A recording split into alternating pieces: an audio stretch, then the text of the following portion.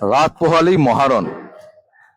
এবারে বিধানসভা নির্বাচনের 294টি আসনের মধ্যে আগামীকাল প্রথম পর্বে ভোট গ্রহণ হতে চলেছে 152টি কেন্দ্রের। অর্থাৎ 152টি কেন্দ্রে ভাগ্য নির্ধারণ রাত পোহালেই হতে চলেছে। কে লিড নেবে? শাসক দল, নাকি প্রধান বিরোধী দল বিজেপি, নাকি কংগ্রেস বা সিপিএম এর ভাগ্যে কি শিখে ছিড়বে? কালকে অনেক কিছুর প্রশ্নের উত্তর পাওয়া যাবে প্রথম পর্বে।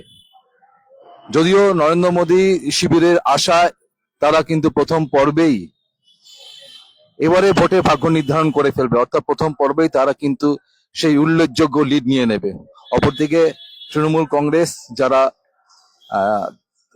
এবারে মুখ্যমন্ত্রী মমতা বন্দ্যোপাধ্যায়ের নেতৃত্বে গোটা বাংলা জুড়ে দাপিয়ে প্রচার সারলো, তাদের কিন্তু আত্মবিশ্বাস প্রথম পর্বে কিন্তু তারাই ভাগ্য নির্ধারণ করে ফেলবে। তবে কি হবে সেটা তো আগামীকাল ভোট পর্বের পরেই জানা যাবে। মানুষের মনে কি চলছে, মানুষ কি ভাবছে, ভোট সচেতন মানুষ পশ্চিমবঙ্গে তারা কি করবে সেটার উত্তর আগামীকালই হয়তো প্রথম পর্বে পাওয়া যাবে। তবে এই মুহূর্তে আমি দাঁড়িয়ে রয়েছি দক্ষিণ কলকাতায় বিজয়গড়ে যুব সংঘের মাঠে।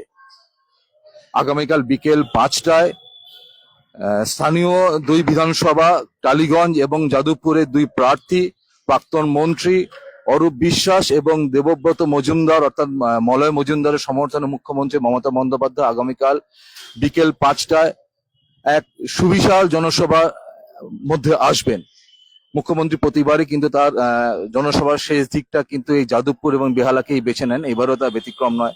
আগামীকাল তিনি প্রচার সারবেন যাদবপুর এবং টালিগঞ্জে দুই প্রার্থীর হয়ে। তার আগে আপনাদের আমরা দেখিয়ে দেব যে কিভাবে চলছে বিজয়গড় যুব সংঘের মাঠের প্রস্তুতি। দেখছেন একদম কংক্রিট ভাবে একদম স্টিলের স্ট্রাকচার করে এখানে মাঠে সাজানো হয়েছে মুখ্যমন্ত্রী আগামীকালে জনসভাকে যাতে সুরক্ষিতভাবে নিরাপত্তার বলয় মুড়ে ফেলা যায় সেইভাবে সাজানো হয়েছে। আপনারা দেখতে পাচ্ছেন ত্রিস্তরীয় একটা নিরাপত্তা বলয় সৃষ্টি করা হয়েছে। সামনে এই জায়গাটা এটা ভিভিআইপি দের জন্য, পিছনে সভ্য সমর্থকরা বসবেন তার জন্য বিভিন্ন কালারের চেয়ার আনা হয়েছে এবং নিরাপত্তা স্থানীয় মানুষ যারা এবং নিরাপত্তার দায়িত্বে যারা এই মুহূর্তে সরজমিন করে গেলেন তাদের বক্তব্য কিন্তু নিরাপত্তার চাদরে কার্যত মুড়ে ফেলা হবে এই বিজয়গড় রানীকুঠি অঞ্চলটি। একটি গুরুত্বপূর্ণ রাস্তা যেটি বাঘাযতীন থেকে রানীকুঠি গিয়েছে, এখানে রয়েছে বেশ কিছু গুরুত্বপূর্ণ জিডি বিড়লা সহ বিভিন্ন স্কুল।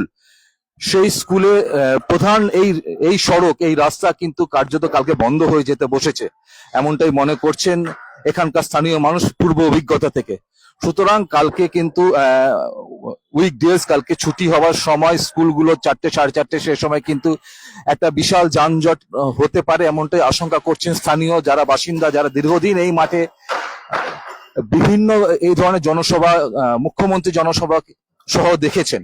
সুতরাং সেই দিক দিয়ে মাথায় রেখে বলা যায় কালকে কিন্তু বিপুল জনসমাবেশ এই মাঠে হতে চলেছে। আগামীকাল বেলা 12টা থেকে কার্যত নিরাপত্তার চাদরে মুড়ে ফেলা হবে এই অঞ্চল।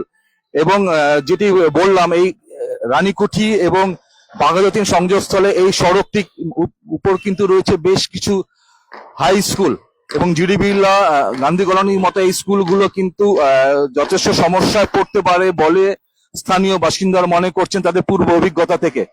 12টা থেকে নিরাপত্তার চাদরে যদি মুড়ে ফেলা হয় এই স্কুলগুলি মোটামুটি 4টে সাড়ে 4টে নাগাদ ছুটি হয়, সেক্ষেত্রে মুখ্যমন্ত্রী কালকে জনসভার সময় বিকেল 5টা এবং তার আগেই কার্যত এই রাস্তাটি নিরাপত্তার চাদরে যদি মুড়ে ফেলা হয় সেক্ষেত্রে কিন্তু এই স্কুলগুলো কিন্তু অসুবিধা হতে পারে বলে স্থানীয় সূত্রে জানা যাচ্ছে।